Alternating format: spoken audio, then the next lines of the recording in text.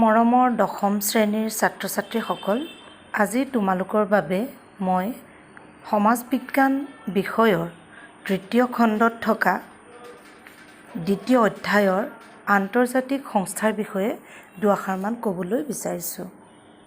প্ৰথম বিশ্বযুদ্ধৰ পিছত বিশ্বত শান্তি স্থাপন আৰু যুদ্ধক চিৰদিনৰ বাবে বিদায় দিয়াৰ উদ্দেশ্যে আন্তৰ্জাতিক জাতিসংঘ গঠন হয়, কিন্তু সফল হ'ব নোৱাৰিলে।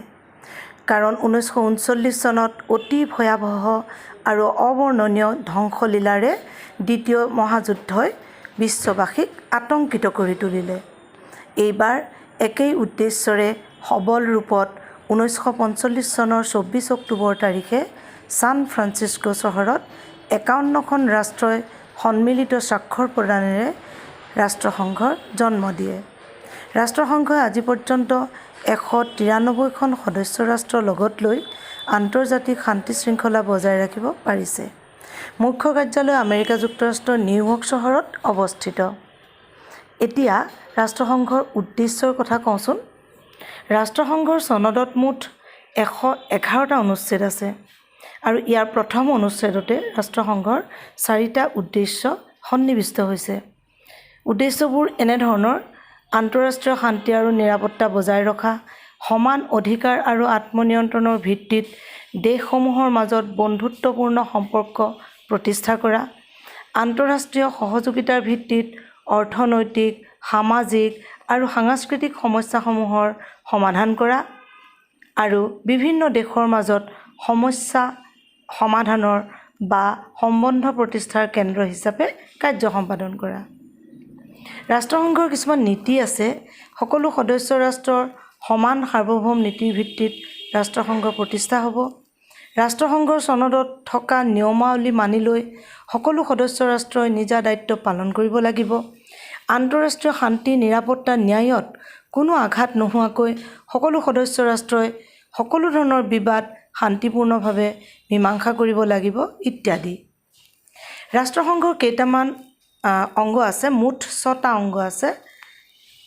সাধাৰণ সভা, নিৰাপত্তা পৰিষদ, অৰ্থনৈতিক আৰু সামাজিক পৰিষদ, ন্যাসৰক্ষী পৰিষদ, আন্তৰ্জাতিক ন্যায়ালয় আৰু ট্ৰাষ্টি পৰিষদ, আৰু 6 নম্বৰতে হ'ল সচিবালয়। সাধাৰণ সভা ৰাষ্ট্ৰসংঘৰ বৃহত্তম অংগ। সকলোবোৰ সদস্য ৰাষ্ট্ৰৰে গঠিত হোৱা সাধাৰণ সভালৈ প্ৰত্যেক সদস্য ৰাষ্ট্ৰই 5জনকৈ প্ৰতিনিধি পঠাব পাৰে।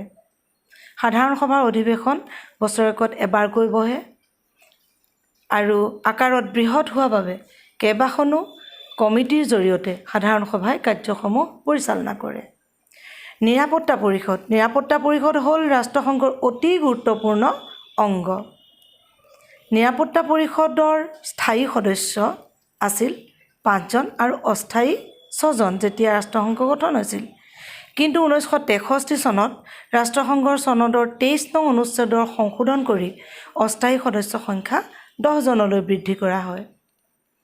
নিৰাপত্তা পৰিষদৰ অস্থায়ী সদস্যসকলক সাধাৰণ সভাই নিৰ্বাচন কৰে।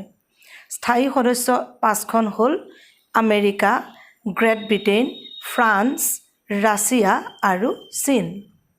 কোনো গুৰুত্বপূৰ্ণ বিষয়ত সিদ্ধান্ত ল'বলৈ হ'লে স্থায়ী 5জন সদস্যসহ মুঠ 9জন সদস্যৰ সন্মতি থাকিব লাগিব। এই সদস্যসকলৰ অৰ্থাৎ America, great Britain, France, Russia আৰু চীনৰ ভেটো প্ৰয়োগৰ ক্ষমতা আছে।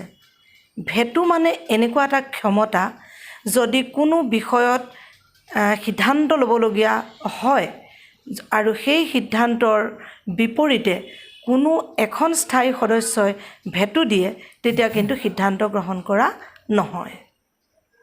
গতিকে ভেটো এটা যথেষ্ট শক্তিশালী ক্ষমতা। এতিয়া তৃতীয়তে অৰ্থনৈতিক আৰু সামাজিক পৰিষদ। ৰাষ্ট্ৰসংঘ যেতিয়া গঠিত হৈছিল তেতিয়া এই পৰিষদৰ সদস্য সংখ্যা আছিল 18জন, কিন্তু 65 চনত ইয়াৰ সংখ্যা 27জনলৈ বৃদ্ধি কৰা হয়। আকৌ 73 চনত ইয়াৰ সংখ্যা 54জনলৈ বৃদ্ধি কৰা হয়। এই পৰিষদখনৰ কাৰ্যকাল 3 বছৰীয়া।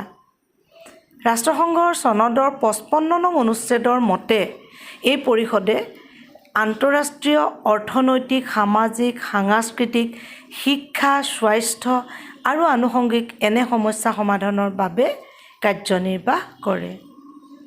4 নম্বৰতে ৰাষ্ট্ৰসংঘৰ এটা অংগ হ'ল ন্যাসৰক্ষী পৰিষদ। ৰাষ্ট্ৰসংঘৰ চনদৰ ৭৬ নং অনুচ্ছেদত এই ন্যাসৰক্ষী পৰিষদৰ কথা উল্লেখ আছে। এই পৰিষদত অন্তৰ্ভুক্ত দেশবিলাকৰ জনসাধাৰণক অৰ্থনৈতিক, ৰাজনৈতিক, সামাজিক আৰু শিক্ষাৰ ক্ষেত্ৰত আগবঢ়াই স্বাধীনতা লাভৰ বাবে উপযুক্ত কৰি তোলাই এই পৰিষদ গঠন কৰা হৈছিল। আন্তৰ্জাতিক ন্যায়ালয় বুলি আন এটা অংগ আছে। সেই অংগটোৱে কি কৰে যে ৰাষ্ট্ৰসমূহে উত্থাপন কৰা বিভিন্ন ধৰণৰ গোচৰ এই অংগটোৱে নিষ্পত্তি কৰে আৰু এই আন্তৰ্জাতিক ন্যায়ালয় গঠিত হৈছে 15 জন ন্যায়াধীশৰ দ্বাৰা আৰু এই আদালতে দিয়া ৰায় বিবদমন ৰাষ্ট্ৰই মানিবলৈ বাধ্য থাকে। এতিয়া ৰাষ্ট্ৰসংঘৰ একেবাৰে শেষৰটো অংগ হৈছে সচিবালয়। সচিবালয় হ'ল ৰাষ্ট্ৰসংঘৰ প্ৰাণকেন্দ্ৰ। ইয়াত এজন সচিব প্ৰধান থাকে আৰু অন্যান্য কৰ্মচাৰী থাকে। ৰাষ্ট্ৰসংঘৰ চনদৰ ৯৭ নং অনুচ্ছেদ মতে নিৰাপত্তা পৰিষদৰ অনুমোদন ক্ৰমে সাধাৰণ সভাই সচিব প্ৰধানক নিয়োগ কৰে। সচিব প্ৰধানৰ কাৰ্যকাল 5 বছৰ, তেওঁ পুনৰ নিৰ্বাচিতও হ'ব পাৰে। ৰাষ্ট্ৰসংঘৰ প্ৰথমজন সচিব প্ৰধান আছিল নৰৱেৰ ট্ৰাইভ হালডান লি নামৰ ব্যক্তিজন। বৰ্তমানৰ সচিব প্ৰধানগৰাকীৰ নাম হ'ল পৰ্তুগালৰ এণ্টনিঅ' গুৱেটেৰেছ। বানানবিলাক তোমালোকে চাই ল'বাচোন দেই। উপৰিউক্ত 4টা অংগৰ উপৰিও ৰাষ্ট্ৰসংঘৰ অন্যান্য কিছুমান অভিকৰণ আছে, যেনে আন্তঃৰাষ্ট্ৰীয় শ্ৰমিক সংঘ, চমুকৈ ইণ্টাৰনেশ্যনেল লেবাৰ অৰ্গেনাইজেশ্যন ILO, বিশ্ব স্বাস্থ্য সংস্থা, ৱৰ্ল্ড হেল্থ অৰ্গেনাইজেশ্যন, চমুকৈ WHO, ৰাষ্ট্ৰসংঘৰ উন্নয়ন আঁচনি, ৰাষ্ট্ৰসংঘৰ মানৱ অধিকাৰ আয়োগ, ৰাষ্ট্ৰসংঘৰ শিশু পুঁজি, ৰাষ্ট্ৰসংঘৰ শিক্ষা, বিজ্ঞান আৰু সাংস্কৃতিক সংগঠন UNESCO, আন্তঃৰাষ্ট্ৰীয় মুদ্ৰা নিধি IMF, খাদ্য আৰু কৃষি সংগঠন ফুড এণ্ড এগ্ৰিকালচাৰ অৰ্গেনাইজেশ্যন, চমুকৈ FAO ইত্যাদি। এতিয়া তোমালোকে এই ৰাষ্ট্ৰসংঘৰ যিখিনি অন্যান্য অভিকৰণ আছে ইয়াৰ এব্ৰিভিয়েশ্যনখিনিৰ ফুল মিনিংটো জানি ল'বা। যেনে ILO মানে কি, ইণ্টাৰনেশ্যনেল লেবাৰ অৰ্গেনাইজেশ্যন, WHO মানে কি, UNDP মানে কি, এইখিনি তোমালোকে বাৰে বাৰে অভ্যাস কৰিবা। আৰু এটা কথা মই সদায় কওঁ যে অভ্যাসৰ নৰ কৰ্ণপথে কৰে শৰ।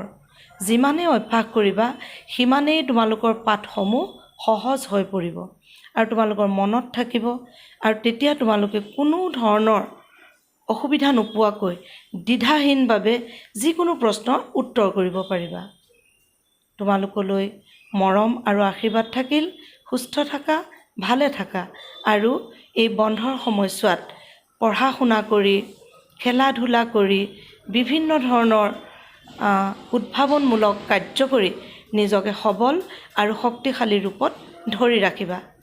ধন্যবাদ।